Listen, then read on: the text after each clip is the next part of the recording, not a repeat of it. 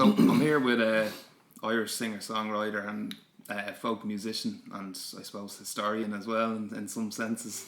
Damien Dempsey. It's a pleasure to meet you, Damien. Thanks for having us to your home here for the sound feed. Fáilte out. Gur míle mágat. And I was just going to start off asking Damien about, I suppose your music kind of came to light with the public back in the mid-90s with Dublin Town and the various remixes that came out of that. So you're probably sick of hearing about it, but I wasn't going to ask you about the song itself. It's just a landmark, unless you want to talk about it.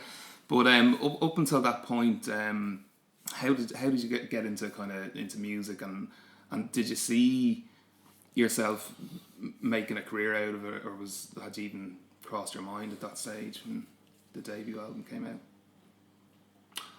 When I got the guitar first, and start realise I could play the guitar, it came fairly easy to me, I could see myself on stage with big crowds. When I was a teenager. So that was a big driving force, kind of. Yeah, I could just see it, It's just like maybe I was visualising it, but I don't know if I knew that it was going to happen, but I could just see it. So, but I just dove in, like the guitar was like the sea or something. I just dove into it, I just totally immersed myself in the guitar, and then singing along to ballads and Jimi Hendrix and Phil in it. And then rap came on the scene, and I was trying to write raps, and because I don't know, they just seem to be they seem to be able to articulate so much, in one 3-minute piece about what was going on. So and it was very funky and cool, It was just like it was totally new things, totally fresh, So particularly that early kind of East Coast, West Coast stuff. Absolutely, hip hop stuff, Public Enemy and Public Enemy was amazing, and I loved Ice Cube, because I saw him in Dailybound Park, I think called Sunstroke, a long time ago. And he was talking about Irish history and all. It just had a huge effect on me. But that's I could always picture myself, seeing myself on stage, and I just it was like total love, It was like I was head over heels in love with music, And I still am, So when it eventually happened, it felt kind of almost natural and normal. It wasn't like... it was love at first listen, I suppose. And that was it then forever, And then with the... I suppose you had huge success then with Seize the Day when that came out in 2001, and after that then Shots as well. Seize the Day kind of I'll just say gave me some street cred, I suppose. Gave me some credibility. Because it was kind of taken away with the Dublin Town thing. But I think a lot of people as well kind of, after Seize the Day and Shots, I think it kind of went full circle. A lot of people kind of went, oh, that song Dublin Town, that's actually Damien Dempsey. And people were like, what? No way. Rather than the other, like, it's staying with you, you know what I mean? So it was like almost like a cut-off point. Like, it was just I didn't know what I was doing in Dublin Town, and the producer took over and made it sort of radio friendly, and it lost all its true meaning. And it became kind of a gimmicky, jokey song, But the kids loved it, There was a good melody there, and if you listen to it acoustically, you'll hear, what I'm trying to say in the song properly. But and Dustin the Turkey was out at the same time. He was really big. It's like Oasis and Mr. Blobby fighting for the number one spot in the UK. With I think it was Wonderwall got knocked off by Mr. Blobby or something like that. Exactly. I remember one critic said he's like Dustin on acid. I wonder, is that person still working? That's what I'd like to know. I thought that was great. That was good. Like, at least made a load of people happy, So. That's it. People really loved it. I hated it. I got a lot of abuse over it, and people thought it was just a joke act. Mickey Mouse act. But then I came back with Seize the Day. I don't know how many years later. It was 7 years later. And then he went, oh, he's still going. oh, maybe he's taking a new direction. Yeah. That's a lot different than that. And the last. That's a bit weird, the change in direction, but it was just because I was young. Didn't know what to say in the studio, didn't know how to speak up for myself. Yeah.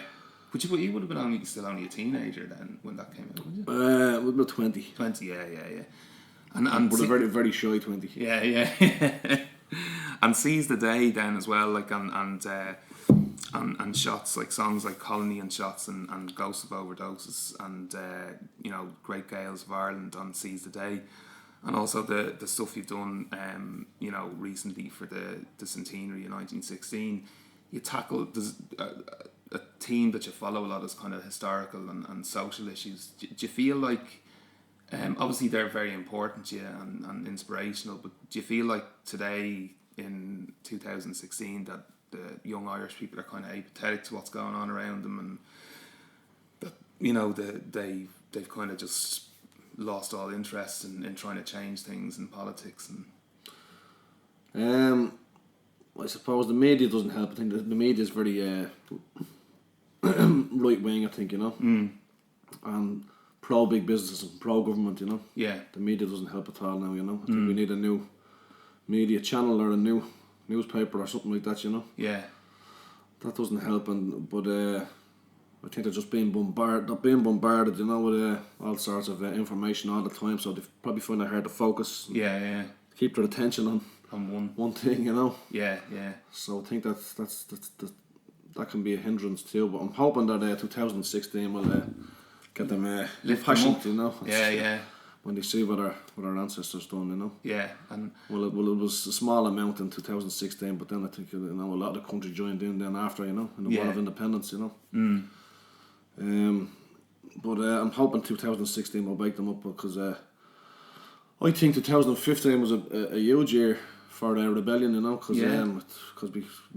we stood up against the Catholic Church in Ireland, and voted for same-sex marriage, and we stood up to the government. Yeah.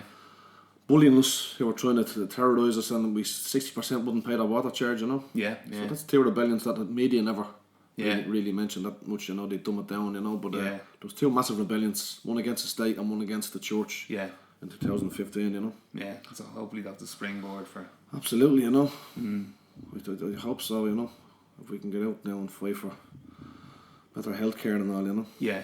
Stuff like that. And there does seem to be a lot of kind of. I suppose the mantra of recovery, but we still have, like you said, the healthcare system's third world. We've got homelessness is on the rise, absolutely, and it's it's recovery for people at the top and not for everyone else, more or less. It seems to be. Yeah, but if we can get the people out like the water marches, it's great. It's great coming out, all together. Yeah. Gives you a great sense of power, and you learn lots by talking to people, and there's a great buzz on the street. So just people need to see that they should get out more. Yeah. It can be like a celebration coming out together, Exactly. It's a really strong feeling. And do you find as well, I was going to ask about that, you when you started to kind of get into, I suppose, the public consciousness with music, you were kind of you and other artists who came out around the same time were kind of at an interim stage where the people who came before you were kind of pre-internet, and then the ones that came almost straight after were like new musicians coming out now, young guys, they don't know any different than the internet, and they wouldn't understand life before it at all. Yeah. Do you think it's been a kind of help or a hindrance to musicians, or is it a mixed bag, or is it generally a good thing? Or it's pluses and minuses, good. There's always good and bad in any situation, I think, Yeah. Well, most. Yeah. But I think it's been very healthy for the live scene anyway. Yeah. People have to go up after arse and get out and play live now, so you can see all your favourite artists, they're always going to come to your place now, they're always going to come to your country and play, Yeah. And it's been great for sometimes people who are a bit more underground and Yeah. political and stuff, and who found it very hard to get any airplay or record deal or get exposure now. Yeah, so they can get across on the internet, Yeah. So it's tough for bands trying to get a record deal, I suppose, because the record deals bands are getting now, they're very bad. It's 360 they're called, you know. So they take part of your live shows, part of your publishing, part of your merchandise, part of everything you earn. So that's very tough financially because that's your profit margin gone, you know. Yeah, yeah. So there's ups and downs to it, you know. But you just have to build a really strong live reputation, you know. Yeah, if you can do that, you know, you'll never starve. Yeah, exactly. Yeah. Keep going. So it's like going back. It's like going back to the old days before record companies or anything like that, where an artist wasn't just thrown. You know, an artist didn't have money thrown at them. You know. Yeah. And didn't live in big mansions, and you know, you kind of have to go back now to grassroots and get out and play. Yeah. Which is fine by me, to tell you the truth. It's healthy in many ways. Absolutely, like, you know. It's a beautiful thing, you know. Yeah. That's how you really connect with your audience, you know. Not by a record, really. It's when you get with them and you can feel their energy off them and they can see you on stage, you know. Yeah. Preferably not in a massive stadium. Yeah. For me, anyway. But everyone's different, you know. Yeah, I don't want to see an artist on a big screen, you know. Yeah. It's like watching the TV. I want to get up close. Somewhere more like, I suppose, Vicar Street's kind of more that's your home. Places like that, I think that's brilliant, you know. Yeah. More intimate. But then sometimes you can touch a huge audience. Yeah. If the right vibe is there. And the one other just with just to go back briefly to the Centenary album, did you find that you had to do a lot of reading and get behind? Like, I know you've always kind of had a big awareness of not just Irish history, but like, you know, the history of the Native American Indians, and you know, in over in North America, and you know, you're very aware of the plight of those people as well as their own. But for the Centenary specifically, did you feel like you kind of had to get to know some of the characters a bit better, and did it affect you in an emotional way that helped with the songwriting, like when you read their stories? And it did, yeah. I'd be crying some nights singing the songs, you know. Like the one about me Aunt Jenny, you know, and I have James Connolly on there, like. Yeah. And on the Easter Monday, you know, in 16, Connolly handed all the women in Liberty Hall the revolvers that you're going out, you know. Yeah. You know, he was just like he and for that time that was, you know, the Irish volunteers wouldn't have women, you know, so the Irish citizen, he was just like, he was thinking, he was evolved, he was past all that, you know. Yeah. Organised religion stuff, putting certain people down, but he handed them all revolvers anyway, and he went out and, you know, taking on the might of the most powerful emperor in history, you know. Yeah. And they never saw him again, you know. So when you're reading about it, and when I'm trying to sing a song that comes into my head, you know. Yeah. And it's I suppose as well, like the time, it was a very radical kind of you know, rising. It was pretty well organised, but obviously it didn't work out in the end. But like you said, it could have been different if the boat had landed in Kerry, you know. But it seems to be a recurring theme in our rebellions, where something goes wrong. It's not a Spanish Armada, it's something else, you know. Look at the Irish on the rocks. Look at the Irish. And then the last thing, Damien, I want to ask you about is the new album, Soul Son, coming out. And what's the kind of, will there be a theme for that album, or will it be kind of a mixture of, you know, will there be different themes within the songs themselves, or have you kind of what's the general gist of it, or can you share that? It's just a few. There's a good bit of spirituality on it, you know. Yeah.